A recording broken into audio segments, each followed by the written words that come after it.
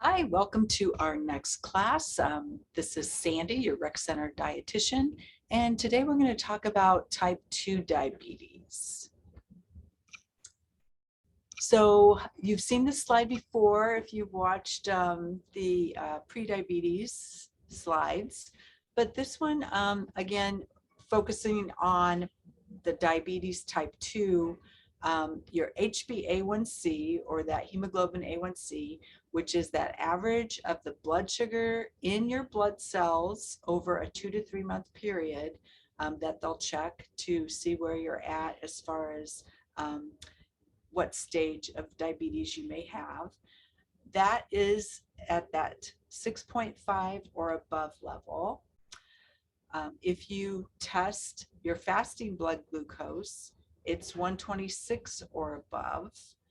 And then also, if you do the oral glucose tolerance test, which you would do in the office, that's the test where they do the, you come in fasted, they check your blood sugar, and then they give you the sugary syrupy drink and then check it 2 hours later to see where you're at. So that would be at 200 or above. That would indicate that you have type 2 diabetes, that you have become more and more insulin resistant, and you're also not producing as much insulin. And again, with insulin resistance, that sugar's not getting into the cells where it needs to be. So just kind of an overview, you can see the blood vessel here and sugar floating around in with your red blood cells. And that's kind of the image that I'd like you to get in your head, because the more sugar that gets into your bloodstream, the more syrupy, the more thick that blood becomes, and that can cause other problems with laying down plaques, and especially in our smaller vessels in our body. So eventually those high blood sugar levels can lead to disorders of the circulatory, nervous, and immune systems. So there's primarily, as I kind of indicated, two interrelated problems. Your pancreas is no longer producing enough insulin, and then your cells are also insulin resistant. They're not responding well to taking up sugar from when the insulin is trying to force it through. So type 2 diabetes is more common in older adults because it is a progressive disease. As you've seen, it progresses from insulin resistant and generally to prediabetes and then to type 2 diabetes.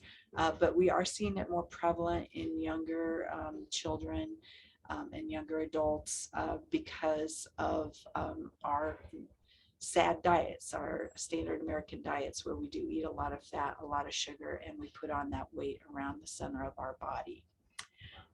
So there's no cure for type 2 diabetes. When your pancreas starts to give out and not produce as much insulin, there's no cure for that, but there are medications that can assist with that, and you can still manage those symptoms and keep that blood sugar down with lifestyle changes. So it's very important that you are exercising and making the other lifestyle changes that you need to help keep that blood sugar lower. We don't want you to have to go on more and more insulin over time, because as you've seen, insulin is a fat storer. If it can't get the sugar into the cells that need it for energy, it's going to store that extra sugar around your middle, usually in that visceral fat. So symptoms of type 2 diabetes, and these are going to be very similar to pre-diabetes. Again, that increased thirst. So drinking more than you regularly would, or noticing someone in your family, a close relative, that is drinking more, and just trying to get energy into those cells. Then, of course, frequent urination, increased hunger because your cells are starving. They're not getting the energy that they need. And this can also result in some unintended weight loss right before maybe diagnosis, because your cells aren't getting the energy that they need, you're starting to burn the fat and the muscle in your body. So that can result in that unintended weight loss. Fatigue, again, because you're not getting the energy.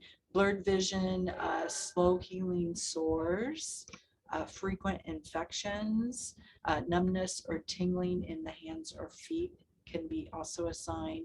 And then those areas of darkened skin that we talk about, usually under the armpits or in that neck area. So type 2 diabetes causes and risk factors.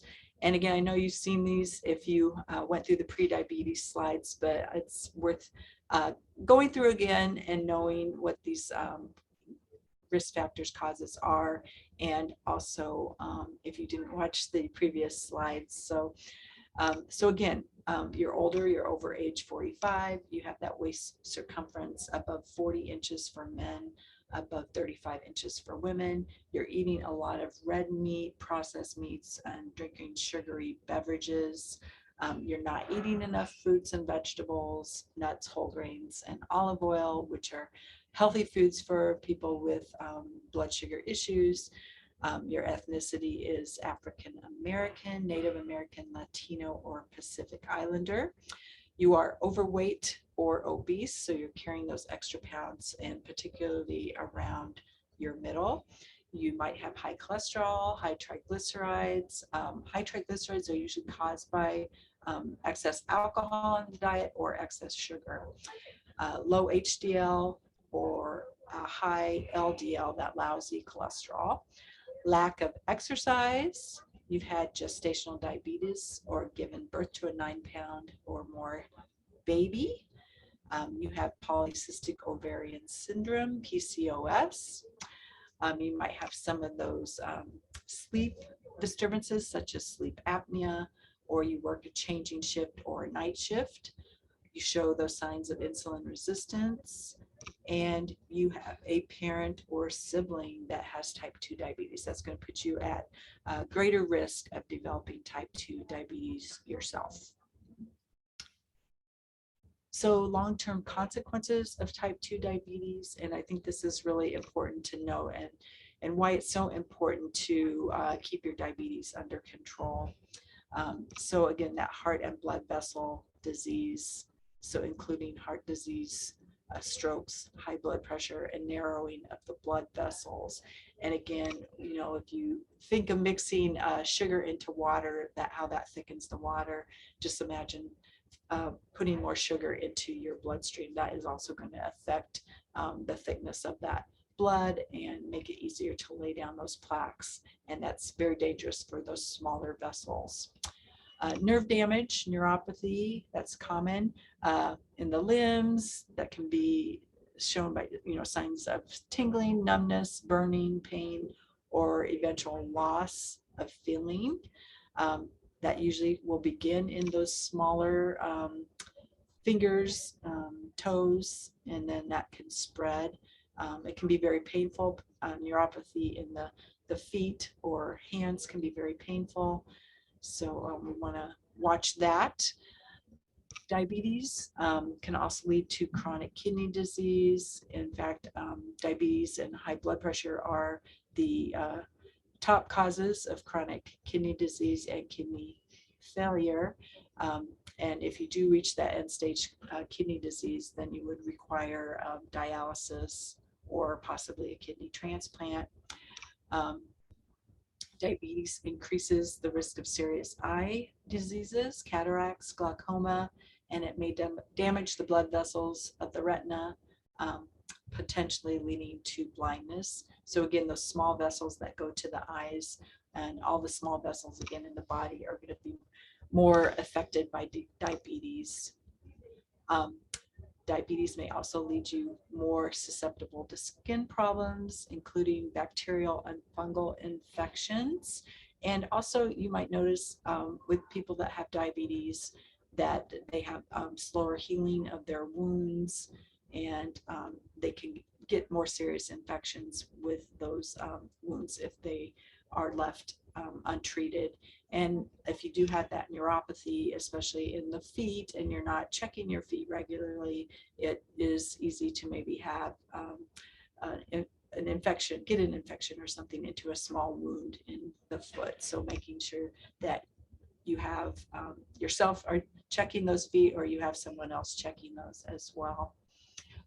And that eventual infection in a foot or fingertip could lead to that amputation of those digits. So just being very careful there.